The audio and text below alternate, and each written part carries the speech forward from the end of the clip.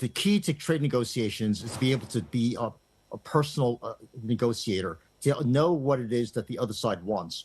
And he's getting ready for the kind of negotiations that will take place when President Trump comes on the scene, because as you remember, when Trump was first on the scene in 2016, he reintroduced the notion of bilateral and small trade pacts, free trade agreements among countries that were really tailored toward the needs of the individual countries.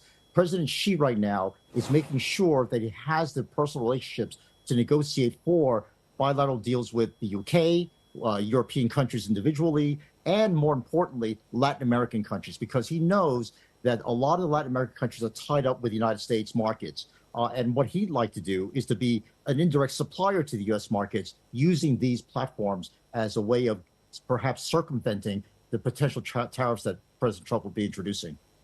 How do you think this is all going to go down over in Europe? I mean, if China is going to be slapped with an additional tariff, there has been some suggestion that, then China looks to Europe to sell its products, and then you already have some of the concerns and the mounting worries about dumping their products in the European market, everything from renewable energy products and solar panels to cars.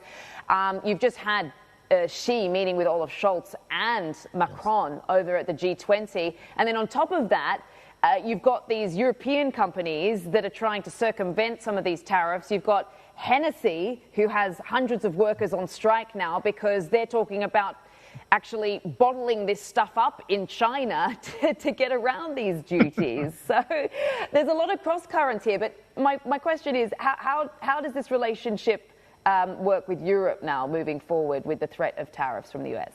The discussion has been really over-concentrated on the US-China trade tensions. If I were China, I'd be much more worried about potential European tariffs that will keep Chinese imports out of Europe.